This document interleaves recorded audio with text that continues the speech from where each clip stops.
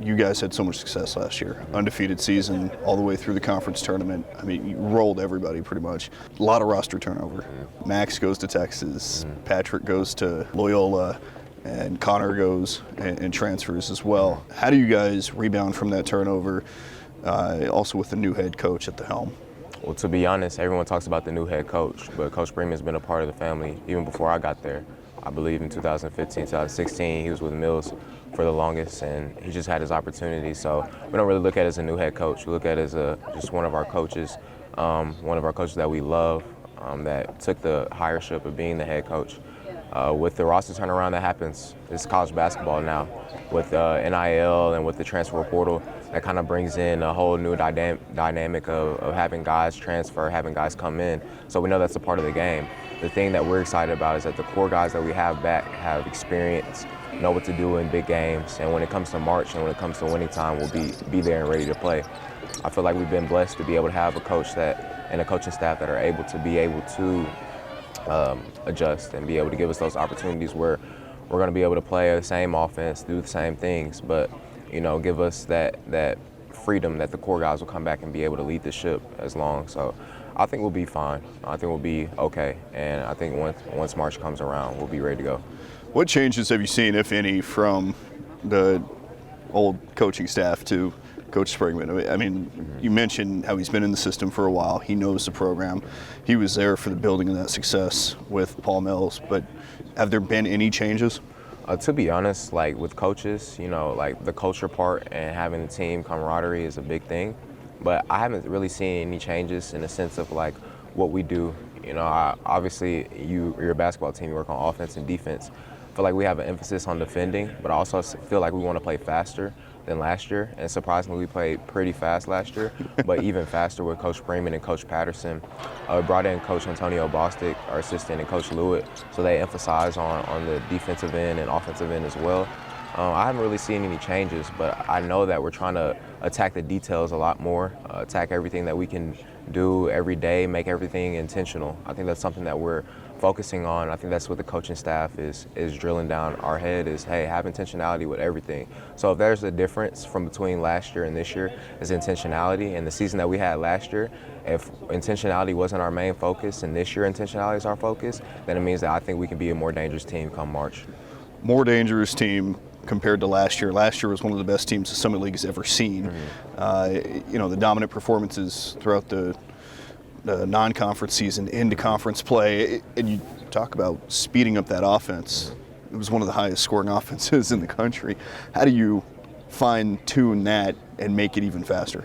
Well, to be honest, I haven't had a transition like this, and where I come from a team that was so great last year into a team this year and say, oh, we're going to make the offense that was already fast even faster. I'm a history buff, so I love to compare years prior to years before, and all I can think about is the year that UConn had Kemba, then the next year they have Napier, and how it went from fast to even faster. So I can really only look at situations like that and say we have the possibility to be able to get faster. I know that Coach Freeman was under Coach Barnes, and if you look at the Tennessee offenses and Texas offenses with DJ Augustine, Kevin Durant, guys like that, they play with speed, but they also play with order. I feel like Coach Freeman and Coach Patterson are so smart and so great of coaches that the adjustments that we can make, making sure cuts are crisper, making sure we take the right shots, making sure in 7 seconds that we're able to push the ball. I think all those things will correlate into us cleaning up what we didn't do well last year and making that what we can do this year and making that our identity. So we can get faster, we can get stronger,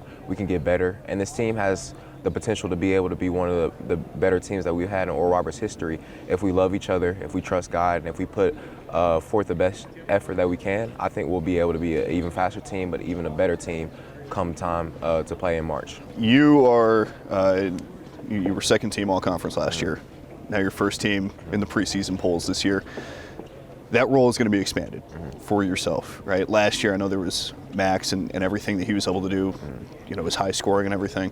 But now it seems like you've been waiting in the wings. You got that training, and now you're ready to step in. What does that look like for you? And, do you feel that pressure a little bit? Pressure is a privilege. Obviously, you're going to feel it. Max Haysmith was and still is my brother. He gave me all the advice, all the information that I could ever want from a point guard as our leading point guard. to be honest, I don't look at it as in I'm the man now. I have Kareem Thompson with me. I have DJ Weaver. I have Trey Phipps. I have a bunch of returning guys that are here, and they're looking at me, and they're looking at the rest of the coaching staff to be able to bring that energy, to be able to have that experience and show like, hey, I'm an experienced guy. I feel like the things that I'm able to do on the floor gives me that opportunity, but I know that I'm nothing without my group of guys. So I don't really look at it as like I was waiting in the wings. I look at it as I was always there. It's just that now it's an increased role, like you said, and now it's time for me to be even more unselfish as a leader so that my guys can be able to feel comfortable to perform each and every night. But I don't look at it as like that. I try to take the humble route, and that's truly who I am. So the Bible teaches me like to be humble, and I'll be exalted thereas. So I want to take that route and want to be able to be and help my team and be unselfish. So I'm just excited to have this year and this opportunity to do that. There are a couple things you said in the last couple answers. Being a leader, humility, and loving the guys around you. It seems like those are three core values of Oral Roberts, and it has allowed the school and the athletic programs to have success. I want to look back to May and the run that the baseball program had. What was that like, seeing that and experiencing that type of energy and knowing, okay, like they could do it, basketball has done it in the past, we could do it again this year? Coach Fulmer is super connected with Coach Springman, super connected with a few of the players on our team, including me. I think that baseball team obviously showed what we're about at Oral Roberts: unity, toughness, faith. I really don't know what their pillars are, but I know that they're similar to us. Any team that's rooted, any team that has Christ in the center, we believe is a team that has the opportunity to go far. The baseball team had incredible bats last year. Also had one of the best defenses in the country. Didn't really commit an error until you got to the super regionals. Matt McCroskey was at shortstop. You had Jake McMurray. They had veteran leadership. Fast forward, we're looking at this team. We have veteran leadership. If we can model ourselves under our pillars and we can play with the same passion that baseball team played coming into that stretch that we did, we know we can do it because we've done it in the past. Now it's that turnover effect where we have to be able to stand on our ground, stand on our pillars, stand on what we believe, but we have Christ in the middle of everything. And Christ in the middle of anything is going to be successful, whether it's going to be this year or years down the line. But we're trying to set a precedent. We're trying to set a culture. We're trying to set a foundation where people can come to Oral Roberts and know, hey, I have an opportunity to be successful because God lives in the center of this program. And the baseball team echoed that. We're going to echo that. And the teams following that are going to echo that. So that's what makes our university so special and so great. Yeah, it's cool to see, all that and knowing that there is something bigger than what's happening on the court, what's happening on the field. For sure. Right. The recipe for success for mid-major programs in March is to have that veteran leadership. You guys had it last year. You have it again this year. I mean, yourself, Kareem Thompson, guys that were on that team in 2020 that made that run to the Sweet 16. You know what it takes to have success and to win. How important is that going into the season and as you attack this non-conference schedule? It's very important. We're going to go in some hostile environments, and that's basically the early non-conference, and then that's going to be in March and April.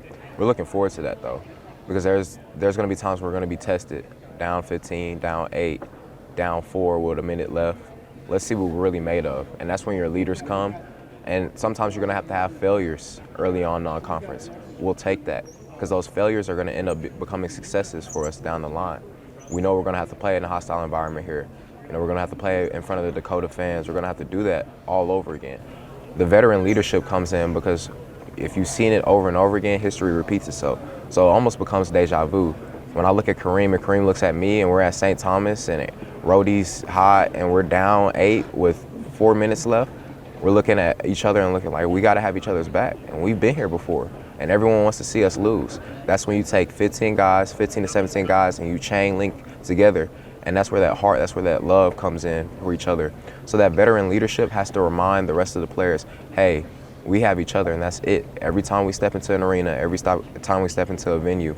And so I think that's where veteran leadership comes in.